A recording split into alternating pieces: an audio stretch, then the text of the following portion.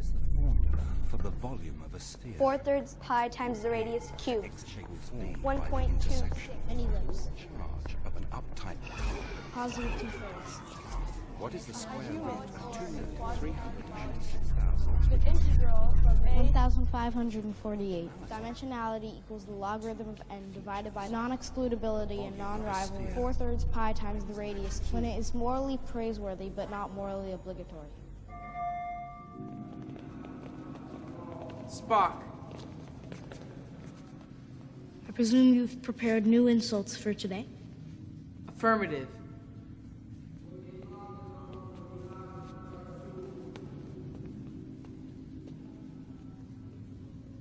This is your 35th attempt to elicit an emotional response from me. You're neither human nor Vulcan and therefore have no place in this universe. Look, it's human eyes. They look sad, don't they? Perhaps an emotional response requires physical stimuli. He's a traitor, you know. Your father, for marrying her, that human whore.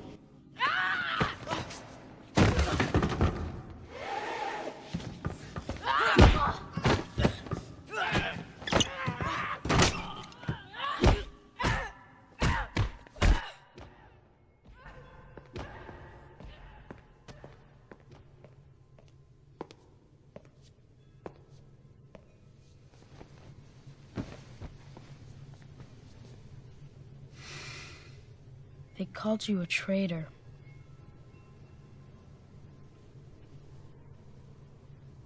Emotions run deep within our race. In many ways more deeply than in humans. Logic offers a serenity humans seldom experience. The control of feelings, so that they do not control you. You suggest that I should be completely Vulcan, and yet you married a human. As ambassador to Earth, it is my duty to observe and understand human behavior. Marrying your mother was logical. Spock, you are fully capable of deciding your own destiny. The question you face is, which path will you choose? This is something only you can decide.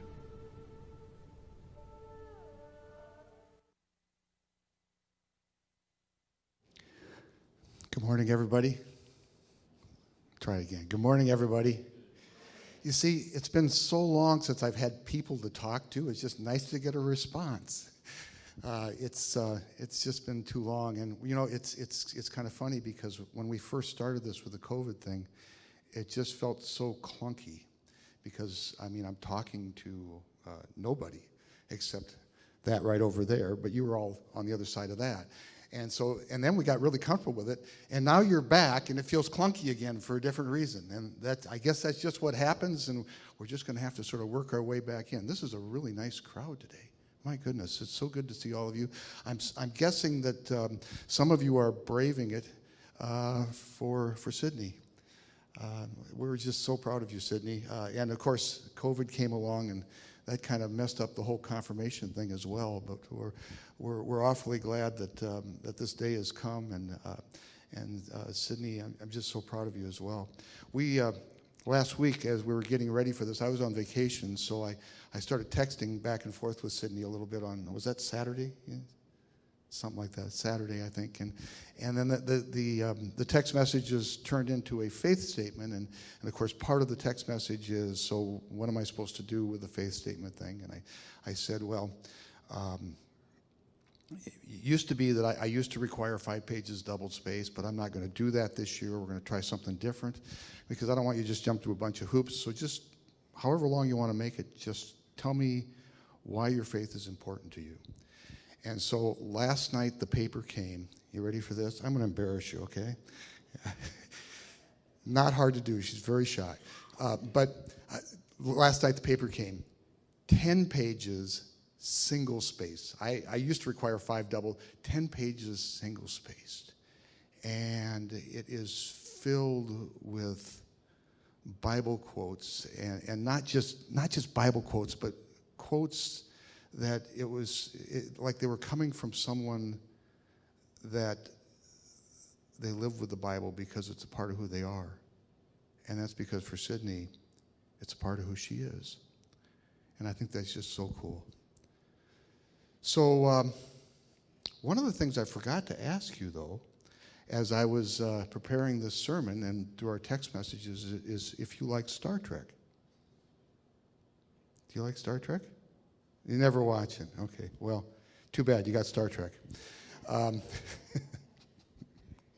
That was a scene from the reboot back in 2009, the movie called Star Trek, and it's sort of like Spock and Kirk the early years. And this is very early. This is Spock. Spock is the half-human, half-Vulcan first officer on the Starship Enterprise.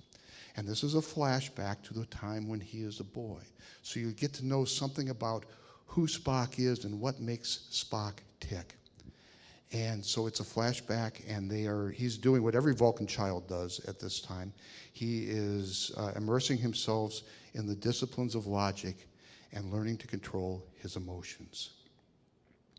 But of course, the deck is already stacked against him, and it will be for his entire life. So these three boys come and they start to bully him because, you see, he's not going to be good enough no matter what he does. He's a half-breed. He's half Vulcan, but he's also half human. And so the boys come to him and they pretend like, or they say that this is a way of sort of toughening you up so that you can be a real Vulcan, but not really. Because what's behind that is the boys believe with all their hearts that Spock is inferior, that he doesn't belong. And he's not the only one who feels that way. Most Vulcans feel the same way about him. And in fact, he will carry this throughout his entire life. Another scene a little later on, he's now a young man, and he has just gained admittance into the Vulcan Science Academy. Prestigious, it's like going to MIT or Yale or Harvard or something like that. And so he's just gained admittance, and he's in front of the admissions board. And they say to him, "You have made it in, and it is a remarkable thing given your disadvantage. He will never be good enough." So, back to the scene and the boys. They've tried, this is their 35th try to elicit emotional response, and this time Spock breaks. In comes his father with these very wise words. And I could spend the rest of the sermon talking about this, especially this is what a great story for Confirmation Sunday. Which path will you choose? But I'm going to take a little detour around that. We'll come back to it a little later because there's something really interesting going on here. Yes, his father's words are wise, but they also ignore a deeply inconvenient truth that there is a cumulative effect going on here.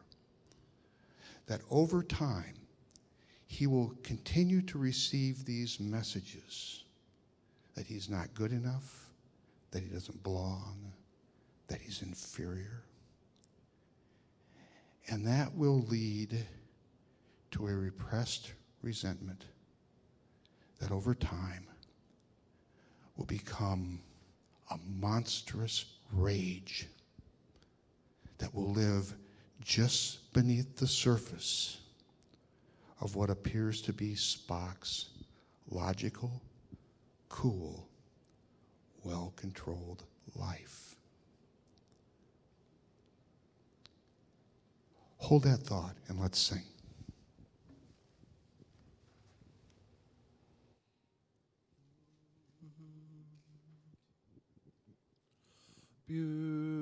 Beautiful Savior,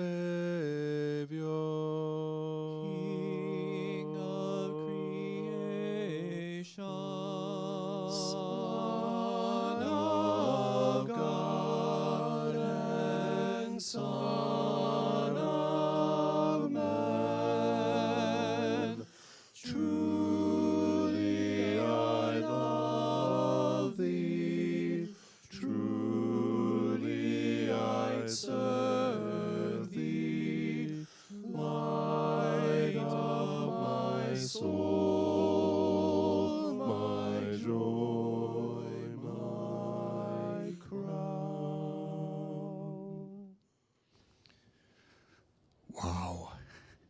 Let's show our appreciation for that. My goodness. So I'm curious, where'd you get these arrangements? Adam, you wrote those. My goodness, that's amazing. Thank you so much, and thanks to all of you. It's the music here of late has been just absolutely gorgeous, and we're so thankful to have so many talented people who are willing to come and share their time and their gifts with us. So we are in the summer series on the book of Acts. It's called Spirit-Led. It's a church on the move. And we've been doing this for about 3 weeks now. This is the 4th week, and we're into Acts chapter 4, the lesson that Sydney just read. And I don't know if you caught all of this. We're going to do a little background check ourselves on this. But what's happened here is Peter and John are in front of the church leaders. And the church leaders, their attention has been drawn to this growing movement of new Christians. They're not even called Christians yet. They're just sort of a church within a church, or a movement within a church. And it's drawn the attention of these religious leaders, and they are not happy. Not at all. So a little background. The story actually begins back in chapter 3. We're going to do our own little sort of background check, and it goes back to chapter 3, and it starts with a man who comes to the temple every day. And he comes to the temple. He can't walk there himself. He's carried to the temple. Someone has to bring him every day because he can't walk. He's lame, and he's been that way from birth. And so someone, out of the goodness of his heart, picks him up, carries him in, and he brings him to the temple, and he sets him down beside something called the Beautiful Gate. And there the man sits. So there's 2 things happening here. First thing is this. He sits at the Beautiful Gate, and it's the entrance to the worship area of the temple. Temple is absolutely huge, and I want you to just sort of understand the layout of the temple so you get what's going on here. So there's a wall all the way around this huge structure. And then inside the wall is a courtyard called the Courtyard of the Gentiles. So anybody can be in there. Doesn't matter who you are, it doesn't matter what you believe. You can be in the Courtyard of the Gentiles. And then there's a set of steps that go up to the structure itself, which is, near as I can tell, the size of about 2 or 3 football fields. It's huge. And the front door of this is the place of worship, where you go into worship. The front door is called the Beautiful Gate. And then when you go inside the temple itself, it's like a series of nested rooms, room inside of room, inside of room, inside of room. And so the first room that you come to as you come in through the Beautiful Gate is the women's court. Okay? And then there are little chambers on all 4 sides of the women's court. By the way, women's court, that's not like a tennis court. It's kind of where women have to be. And then there's the sacrifice area. And then a little further in is the priest's area. And then inside the priest's area is something called the Holy of Holies. This is the place supposedly where God hangs out.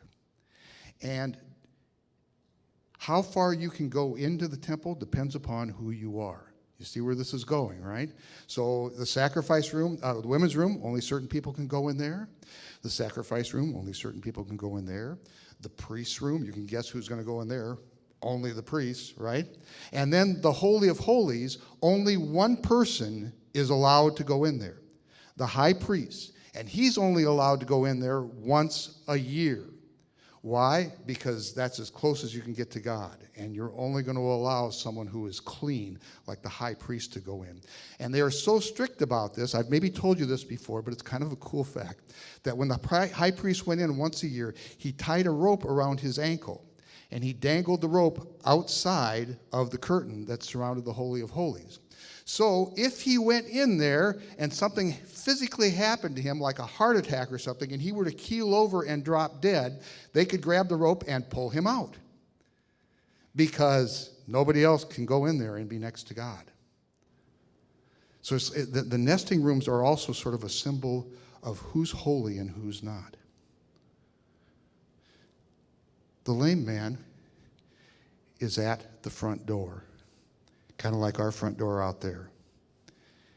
He's out there because he's not welcome into the temple itself. he's lame. And they believe that his condition, which has been with him since birth, is there because of the judgment of God upon his life. He has done something, or he has been something, or his parents did something, or they were something, so that he does not deserve to go in any further. In other words, he's inferior. He's an outcast. He doesn't belong. And this is the way the religion is structured. This is the way they believe God works and acts in the world. And to think anything else would be to create all kinds of trouble.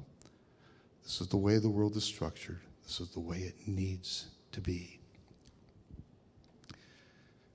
So, every time he goes to the temple, and he goes there every day, someone carries him there, sets him at the front door, and every day he is reminded that he is never going to be good enough to go inside. That leads me to the second thing that's going on. So the man is sitting there outside, and he is collecting alms. Pennies, nickels, dimes, quarters, whatever worshipers who are going in out of pity will toss his way. And that's what he's come to expect. And I want you to notice, he and Spock are a lot alike, right? Because they're both inferior, or they've been told they're inferior. They've been judged to be not worthy. But unlike Spock, he's different than Spock in this way. For Spock, the injustice of being labeled inferior is like a burning, raging fire of resentment. If this man has that same burning, raging fire, he doesn't show it. Instead, he goes there every day and expects nothing more than pennies, nickels, and dimes. Because the world has told him he is not good enough, that he is not worthy. The priests have told him that, his religion tells him that, his neighbors tell him that, and therefore vicariously he believes that God has also told him that. And so, instead of rage, it appears more like a deep hurt, a quiet hurt that will never go away. And so he sits beside the entrance to a place where he knows that he is not welcome. And he expects nothing except a few coins so that he can make it through his day. Well, on this day, Peter and John have come to the temple to pray. And they see the man there, and he calls out to them, and he asks for a coin. And they say to him, you're expecting too little. I do not have a coin for you today, but I will give you what I do have. In the name of Jesus Christ, stand up and walk. Peter reaches out his hand, takes him by the hand, and he pulls the man up. And the man begins to walk. And then he starts jumping around. And then he starts shouting for joy and praising God. And this draws a crowd. Imagine that. Isn't this the man who's been there all these years that can't walk? What is going on? Peter is moved to start preaching. And he tells a story about Jesus, who was rejected by everyone, told that he was inferior and not good enough. So much so that they nailed him to a cross and they murdered him. And God raised this man from the dead. That's the content of the sermon. That's what Mike preached about last week, and it is a sermon that keeps going on and on and on throughout the book of Acts. It's the core message of the Christian faith, and it just gets hammered on week after week after week, story after story after story in the book of Acts. And you know, people gather around, and they start listening, and they're moved, first of all, by the miracle. They're drawn to it by the miracle, but more importantly, the message itself. It stirs something in them because they know deep down inside that they've also been judged as not good enough, not worthy enough to stand in the presence of God.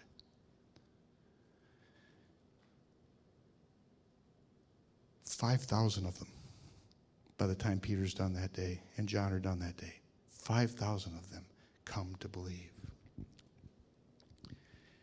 And so now we finally get to the lesson that Sydney read. And the religious leadership are left picking up the pieces. You've got the elders and the scribes and the rulers and the priests, and even the chief priest is there, Annas, and they're having a little confab together because they don't quite know what to do with this. You see, all of a sudden, they have been left in the dust by something larger than them and something larger than the institution they represent, and they see it as a danger. It's a danger, first of all, to them because of their position, but more importantly, it's a danger to their society because this is how their society is structured. Everything is dependent upon either being clean or unclean. You're either righteous or you're unrighteous, and so you get put here, here, here, or here, depending upon who you are and how clean you are. If all of a sudden all of those structures in society are gone, imagine the chaos. This thing starts with a man who comes to the temple every day and has been lame from birth and has been judged to be not worthy. And it ends with a rally of 5,000 people who have come to hear a message that touches them in places of their heart that they have never been touched before. And it stirs them. It's spirit-led. It's a church on the move, as opposed to a church that holds on to what they know is safe. And so, as Sydney read to us, they get together, all these religious leaders, for their little confab, and they pull John and Peter aside. I mean, they really want to arrest him, but they know that that's going to create a riot. It's going to be anarchy. And so they just simply say, hey, let's listen. Let's calm this thing down. Just stop doing this in the name of Jesus. Because, I mean, look what's going to happen to our world. It's going to start burning. Let's just get things back to normal. Hold that thought. Let's sing.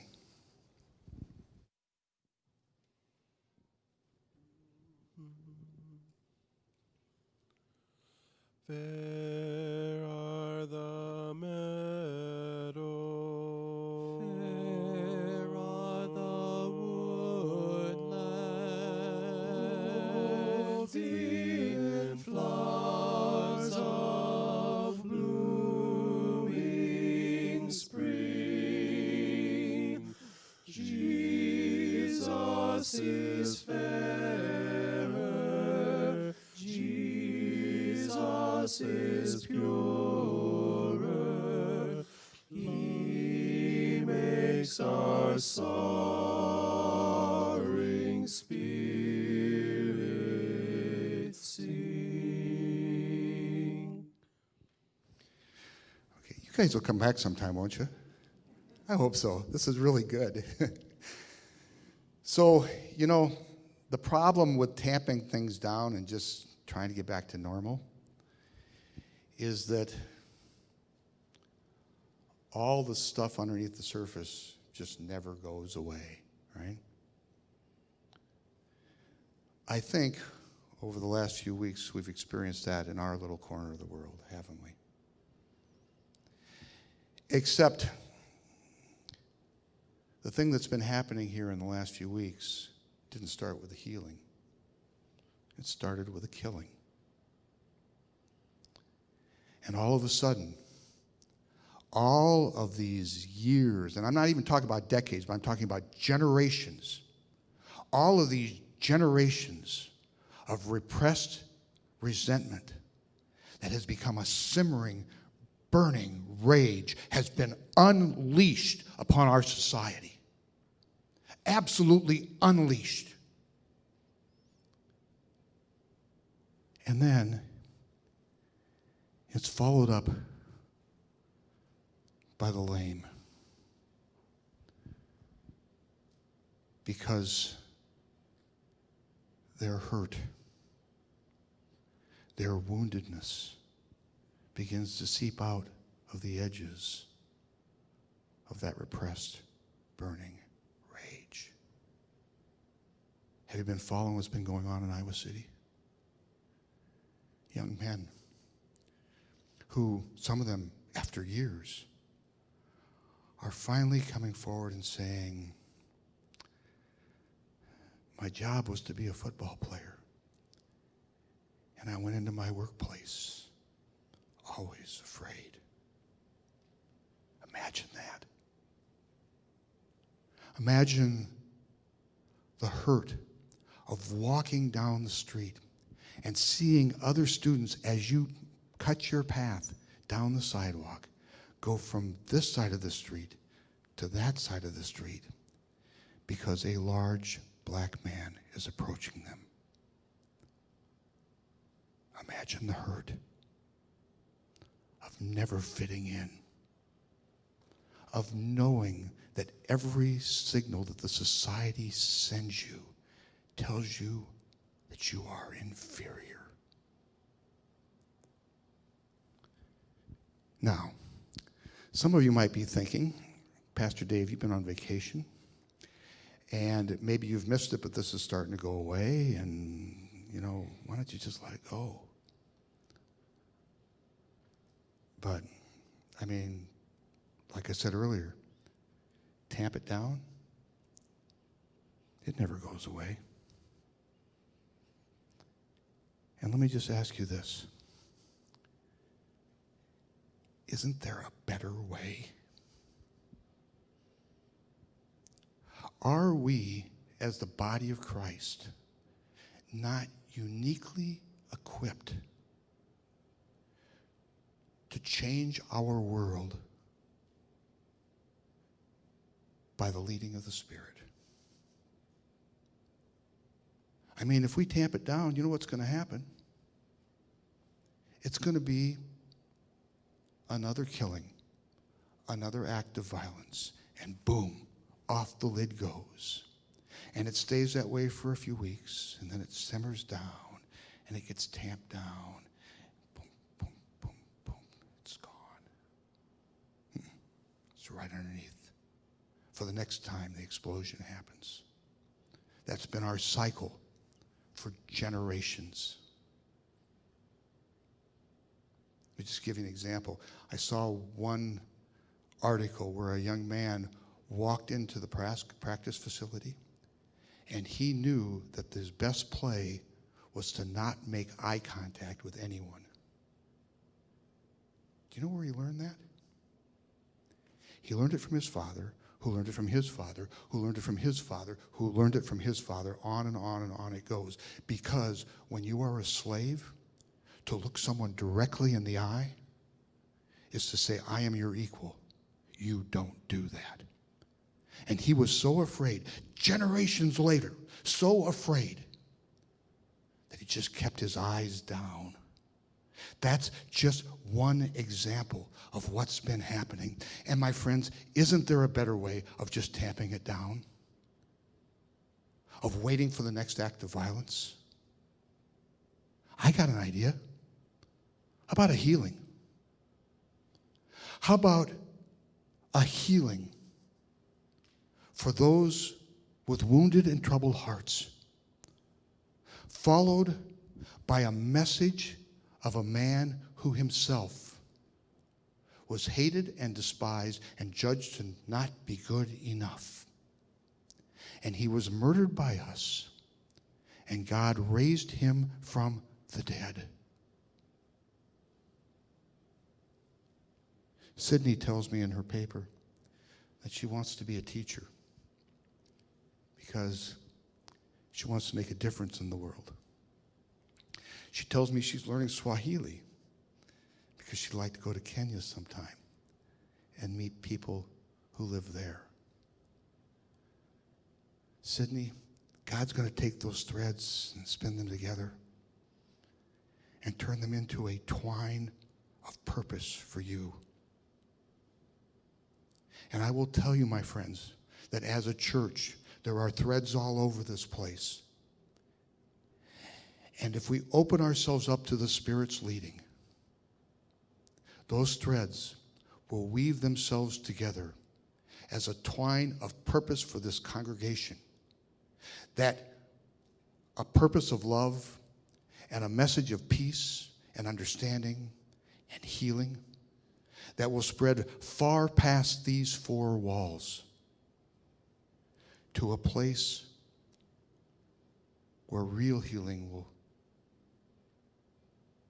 just permeate our society. It'll start here. It needs to start here. The cycle ends with God using you and you and you and you. But it takes courage. You know, like Spock's dad said, which path will we choose? Peter and John said, how can I obey you? He says this to the religious officials. When I have a God who's calling me to a greater purpose. Which path will you choose? Which way will you take to make a difference? Thanks be to God. Amen.